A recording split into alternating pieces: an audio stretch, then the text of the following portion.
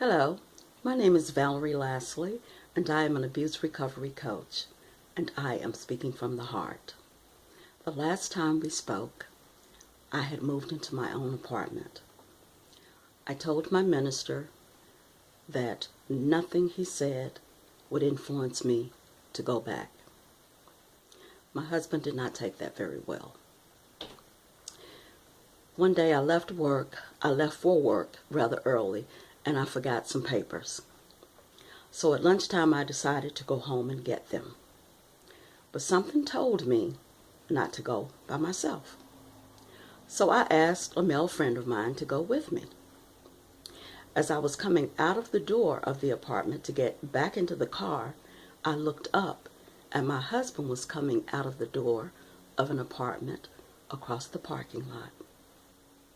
Of course, he saw me and started towards me. I jumped in my car, and as he reached the door handle, I hit the locks. He started to pull on the door, trying to yank it open. I cranked up the car, put it in reverse, and just started to back up. So he jumped away from the car, and I sped out of the parking lot with him on my tail. I didn't know I could drive like that. I drove like I was a race car expert that day, but I was determined I was not going to let him catch me. And I lost him somewhere in traffic on a very busy highway in the middle of lunch hour. When I got back to work, I got a call from my landlord. She said my husband had been in my apartment and she had called the police for me. But by the time the police got there, he was gone. He had gone to school and got my youngest son from school, took him to the apartment, and had him open the door for him. He went in, he ransacked the apartment, and he took our son with him. Later that evening, when I got home, I got a call from my son telling me that he did not want to come back to live with me, that he was going to stay with his father. It broke my heart, but I didn't have the heart to fight because I knew that the only reason he took him was because he thought it would make me come back, and I just couldn't do it. So my son stayed with him. I didn't see my son for quite a while. Every time he was supposed to come visit, he never showed up.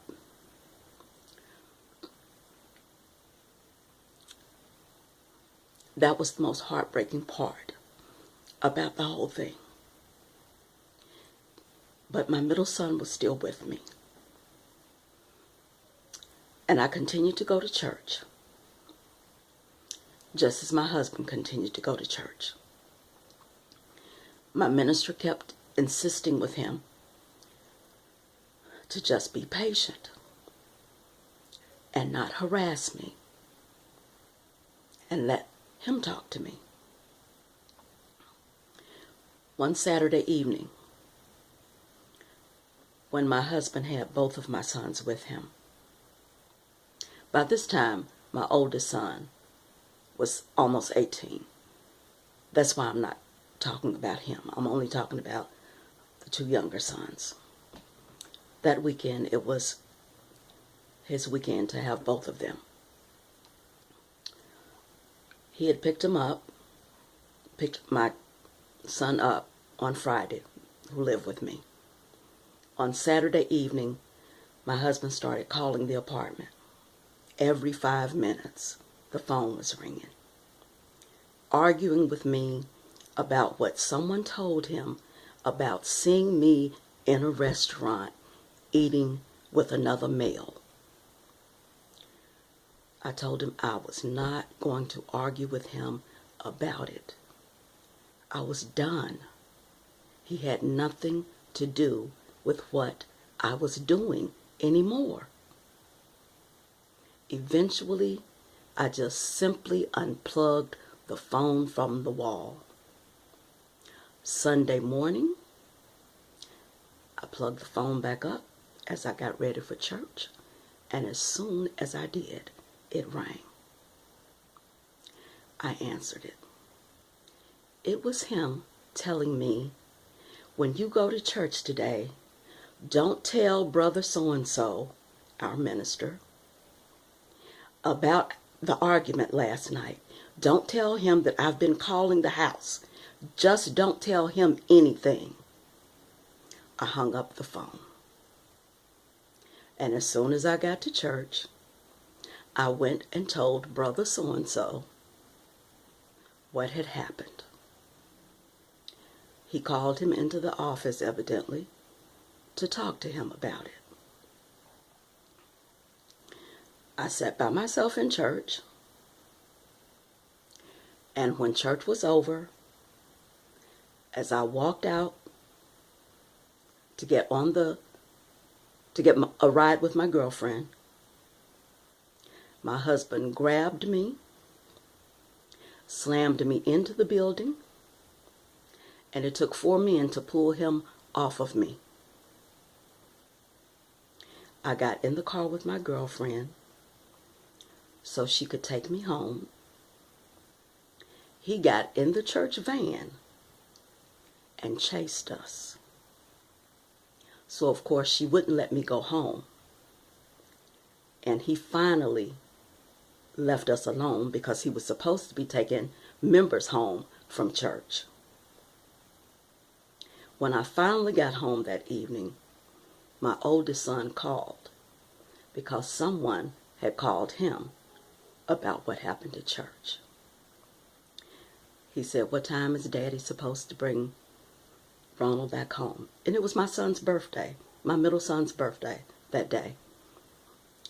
And his father was supposed to have cake and ice cream with us when he brought him home that evening. Of course, that was not going to happen. So my son said, "I'll be there when he brings him home." And he was there, along with about 5 or 6 of his friends. When my husband pulled up in the van and let my son out to come inside, I handed him a piece of cake out the door. He threw it on the ground and he said, "You don't hand me no damn piece of cake out the door like I'm a dog." I shut the door and locked it, and I could hear the voices outside the door. My son and his friends had come around the building and had grabbed him. My son told him, "It's over. She left you. Leave her alone. If you come over here again, if she calls me and tells me you did anything, I will kill you. I will go to jail, but I will kill you." My husband left, went straight home and called the minister and said I had set him up to get beat up by my son and his friends. The minister called me. I told him what happened. And he said, "Honestly, you were never supposed to be with him in the first place. It's a shame you couldn't see that. You were never meant to be with a man like that. You are so much more than that." I said, "I know that now, but I didn't know that then. And he was not exactly like that when I first met him. But it's over." So, my husband didn't bother me. He didn't come over. He didn't call. But what did happen was that I was told I could not teach my Sunday school class because I had left my husband and had no intention of joining him again. Sisters were coming up telling me, you can't let him go and let somebody else reap after you've gone through all of this. You can't let someone else reap the benefits of what you've been through." What benefits? This man has not changed. What part are you missing? I am not going back. And any sister who wants him is welcome to him. Please leave me alone. The next time anybody came to me to talk to me about that, the hand went up. I will not discuss it. I have nothing to say about it, and neither do you. It didn't take very long for my husband's habits to start showing up in his service to church. Kids were saying, "We smell weed on the van." Don't tell me. Tell the minister. He said so and so. Don't tell me. Tell the minister. I don't need to know. After a few months, I was scheduled to have surgery. I had my surgery, all went well. During my recovery period, my husband came to my door. My son let him in. He walked upstairs to my bedroom, sat down in the rocking chair beside the bed,